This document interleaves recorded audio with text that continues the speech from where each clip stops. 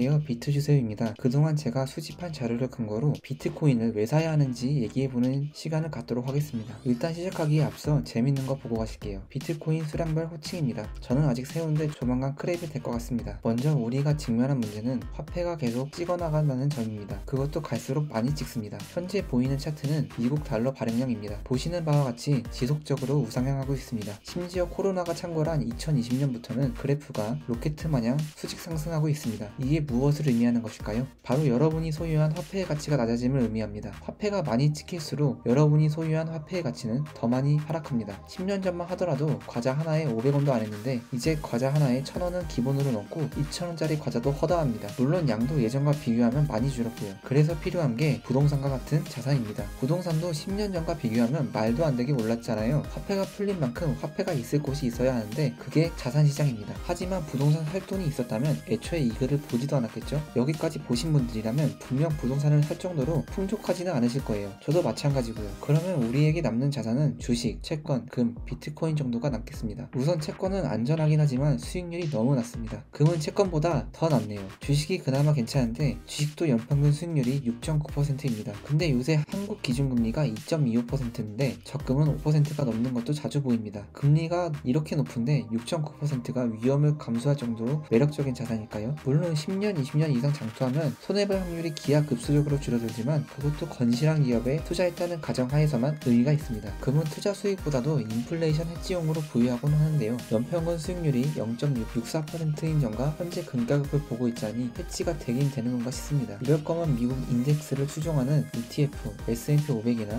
QQQ를 사지. 물론 극한의 상황에서는 주식보다 금이 가격 방어를 잘하겠지만 그런 낮은 확률로 발생할 극한의 상황까지 가정하고 투자하기에는 우리의 시드머니와 인내심이 그리 넉넉하지 않습니다. 부동산은 시드머니가 없어서 못하고 채권은 수익률이 인플레이션만도 못하고 주식은 어떤 종목을 사야 할지 몰라서 못하면 우리에게 남는 건 하나뿐입니다. 바로 비트코인이죠. 솔직히 이더리움 투자하고 있지만 이더리움도 권하지는 못하겠어요. 누나가 골로 간 거 보면 말이죠. 하지만 비트코인만큼은 제 가족에게도 권했습니다. 지금 보이는 차트를 보시면 비트코인 가격이 상승함과 동시에 1000 비트코인을 소유한 지갑의 수도 점차 늘고 있습니다. 즉 고래 숫자가 늘고 있는 모습이죠. 고래의 지갑수만 늘고 있는 게 아니고 비트코인 1개 이상 소유한 새우들의 지갑수도 늘고 있는 모습입니다. 아무래도 고래보다는 새우 되기가 쉽다 보니 고래보다 완만하게 늘고 있는 모습입니다. 비트코인 가격 상승과 함께 채굴 경쟁이 심해져서 그런지 비트코인 해시레이트도 2018년도를 기점으로 급하게 상승하는 모습입니다. 해시레이트는 쉽게 말해서 비트코인의 채굴 난이도라고 생각하시면 됩니다. 한간에서는 비트코인은 생산 원가가 없어서 떨어질 때 바닥이 없다고 말씀하시는 후보들도 있는데 이는 잘못된 말입니다. 비트코인도 엄연히 생산 원가라는 게 존재합니다. 해시레이트는 채굴 난이도고 바꿔 말하면 채굴하는데 소요되는 전기료로도 생각해 볼 수 있습니다. 즉 해시레이트가 상승한다는 말은 생산 원가가 올라간다고 보시면 됩니다. 돈을 무자비하게 찍어서 개인에게 나눠주는 정부가 과연 좋은 정부일까요?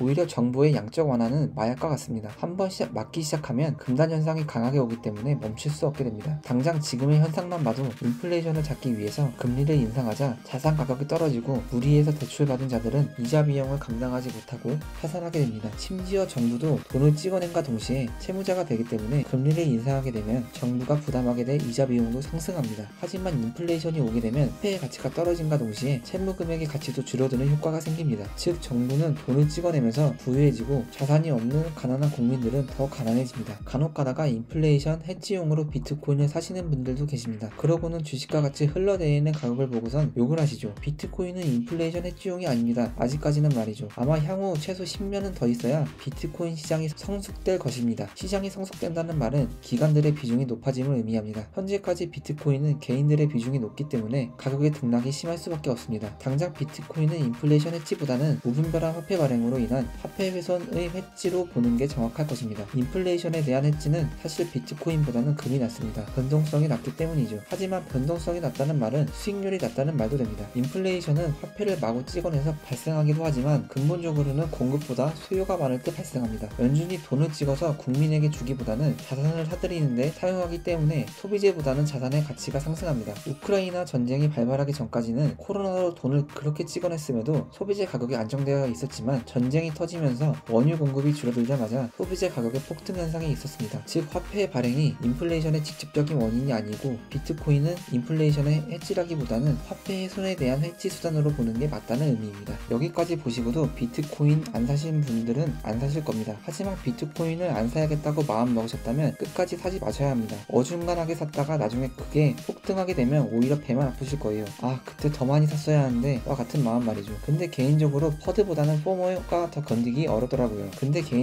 퍼드보다 포모가 더 건드기 어렵더라고요. 간단히 설명하자면 퍼드는 떨어지는 것에 대한 두려움이고 포모는 상승장에서 다른 사람들이 다 먹고 있는데 나만 못 먹고 있어서 배 아픈 상황을 말합니다. 붓다빔, 루나빔, 셀시우스빔 등등으로 코인 시장이 망할 것처럼 말하지만 위에서 보신 바와 같이 비트코인은 점점 대중에게 가까워지고 있고 시스템에 편입되어 가고 있습니다. 기사를 보기보다는 데이터를 보시고 다시금 생각해 보시면 어떨까요? 아래 QR코드나 링크를 이용해서 회원가입하시면 다음과 같은 혜택이 있으니 많은 애용 바랍니다. 그럼 오늘 영상은 여기서 마치겠습니다. 감사합니다.